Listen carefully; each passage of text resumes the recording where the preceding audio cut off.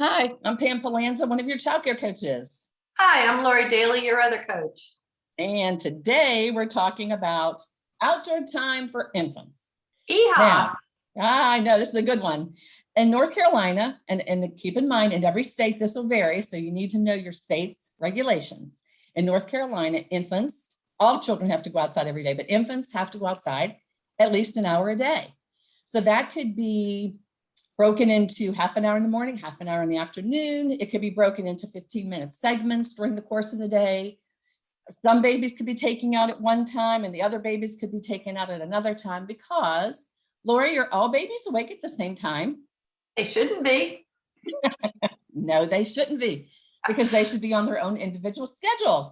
Yes. However, they have to go outside weather permitting. So that means if it's cold, they're bundled up.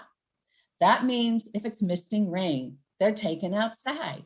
Oh, They and I need can to just go hear out. you now saying, my baby is not going outside in the rain. My baby is It's too not going cold. Yeah. outside. Yeah. Or it's too cold. Can't they It, stay in today? Yes. right.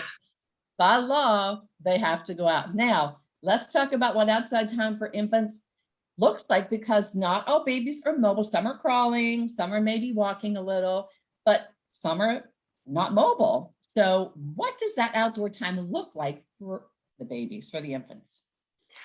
I, the idea of outside time is also gross motor time. It's they are not to be bundled up in a carrier, or they need to be able to move. So the So none of outside the time. buggies where they put six babies at a time and push them around the parking lot. Now, Pam, I just said gross motor time. So Thank you.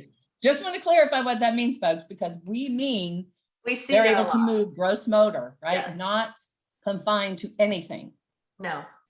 right? Not a Well, not out not just take the swing they're in and put them outside. That's not gross motor time. They need to be on a quilt, moving around, astroturf, whatever it is. I mean, it has to be safe for babies. You don't really want mulch where there's eating it because they'll eat no. it. But, but it has to be gross motor time, and that's the object. And the teacher can take out quilts. The teacher can sit down on the quilt with the baby. They can play toys. They can talk about the birds. They can talk about the clouds.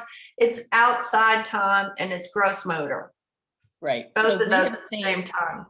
right, and we've seen classrooms where they've taken up like the blow up pools and they put a quilt down in there and they lay the non-mobile babies down in there. And a teacher sitting beside them and reading a story or talking about the breeze blowing or the birds singing. And there's lots of language stimulation And when development it's done happening. right, it's beautiful.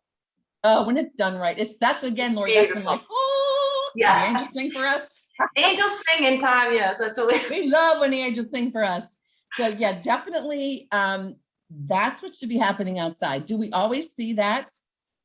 No, but it should be happening. So that's something you need to know because your baby needs to be outside in fresh air and sunshine or whatever, other than pouring down rain, lightning, and thunder, or freezing cold, obviously. And you all live in different parts of the country, so we don't get much snow here, but you might live in a state where you get snow a lot. So you have to know what the policies are in the facility for infants and outdoor time. That's a good question to ask. We're talking about questions. Do the babies go outside every day? Because if they do, pack coats. Right. Pack. And how long do they go outside and what are they doing when they're outside? So we did a video on asking questions. Those are just an example of some of the questions you need to ask.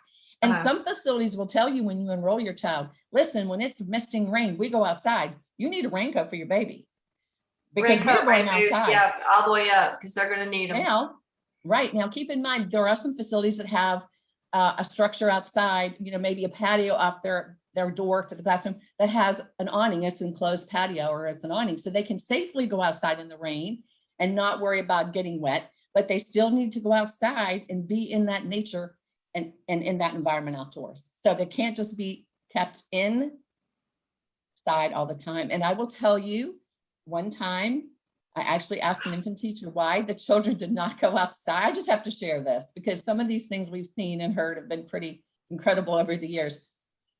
But this is an infant room, and on the schedule, it clearly says outside time. And when that didn't happen, I asked the teacher why. It was a beautiful day. And I said, why are the children not going outside? And her response was, I asked the babies and they didn't want to go out. So that's not a reason. It's not an excuse. And it is, have to y'all, go it is there. hard.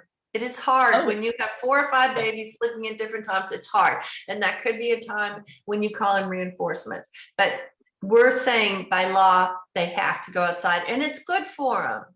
It is good for them. So know what the law is in your state. Every state has a licensing body that oversees childcare facilities. They're licensed in the state.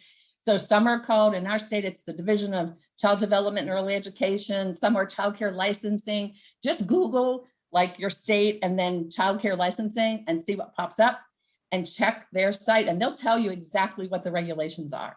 So you need to be aware of that. It's part of your job as advocating for your child and knowing what is required of the facility for your child. So make sure you check it out.